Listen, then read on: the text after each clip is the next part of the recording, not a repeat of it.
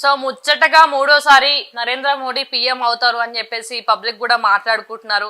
ఎందుకంటే మోడీ చేసింది చాలా ఉంది, మేము ఇక్కడ అభ్యర్థులను చూసి కూడా ఓటయ్యాం, మోడీ పేరు ఒకటి చూసి ఓటేస్తామని చెప్పేసి కూడా కొంచెం టాక్ నడుస్తుంది.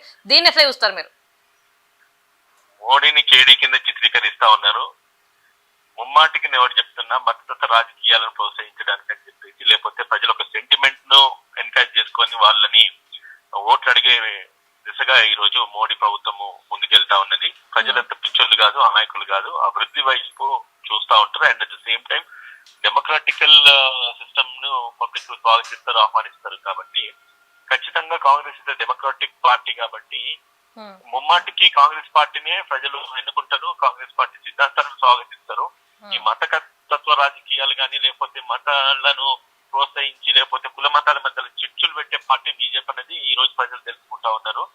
ఏదో ఒక అయోధ్య ఓపెన్ చేసామా, లేదంటే గనక రాముడు సీత అని చెప్పేసి భజనలు చేసుకుంటా, లేదంటే గనక కులాలను మతాలను ప్రజల్లోకి తీసుకెళ్లేసి దాంట్లో విభేదాలు తీసుకొచ్చే విధంగా ఈ రోజు బీజేపీ చేస్తా ఉన్నది అన్న విషయాన్ని మనము దేశవ్యాప్తంగా గమనించాల్సిన అవసరం ఉన్నది. అండ్ మణిపూర్ లో జరిగిన సంఘటన ఏదైతుందో అది మర్చిపోలేదు ప్రజలు.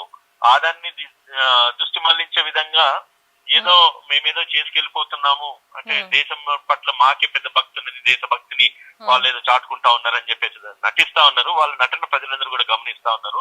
ఇంకోటి కూడా నేను చెప్తా ఉన్నాను కావ్య, ఇప్పుడు ప్రజాస్వామ్యంలో ప్రతిపక్షము ముమ్మాటికి ఉండాల్సిన అవసరం ఉన్నది. అటువంటిది రేపు ఏదైనా బిల్లులు పాస్ చేయాలన్నా కూడా అది రైట్ ఆర్ రాంగ్ అన్నది ప్రతిపక్షం ఉంటేనే దాన్ని అంటే సమర్థమైన పాలన దేశానికి అందుతుంది. అంతేగాని నేను 370 సీట్లు తెచ్చుకొని నేను ఇష్టం వచ్చిన చట్టాలను చేస్తానన్న దిశగా ఈ రోజు బీజేపీ కుట్ర పన్నుతా ఉన్నది. అండ్ దేశవ్యాప్తంగా ఎన్ని రాజకీయ పార్టీలను అంటే రాష్ట్ర వ్యాప్తంగా ఎన్ని ప్రభుత్వాలు వచ్చినా కూడా వాళ్ళన్నింటినీ కూల్చేసి అంటే అన్డెమోక్రాటికల్ గా అంటే ప్రజాస్వామ్యబద్ధంగా ఎన్నుకోబడ్డ ఎమ్మెల్యేలను కూడా వాళ్ళు కొనుక్కొని లేదంటే వాళ్ళ వైపు మలుచుకొని కొన్ని రాష్ట్రాలలో వాళ్ళు అధికారంలోకి వచ్చిన సందర్భాలు ఈ రోజు మనం గుర్తు చేసుకోవాల్సిన అవసరం ఉంది కావ్య. సో ఇదంతా కూడా అంటే ప్రజాస్వామ్యంలో ఎప్పుడైతే ప్రజలు తీర్పిచ్చినారో దానికి విరుద్ధంగా వ్యతిరేకంగా వీళ్ళు కొన్ని రాష్ట్రాలలో ప్రభుత్వాలు స్థాపించినారు.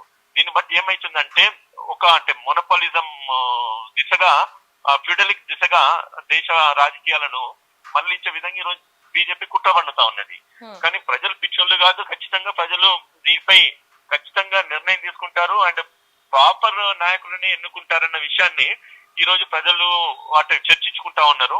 దాంట్లో సమర్థమైన నాయకత్వం కాంగ్రెస్ పార్టీ కావచ్చు, రేపు రానున్న ఎన్డీఏ కూటమి కావచ్చు, అందరం కలిసి కూడా బీజేపీని ఓడగొడతాం. And same time Congress party జెండా మాత్రం కేంద్రంలో ఎగిరేస్తాం.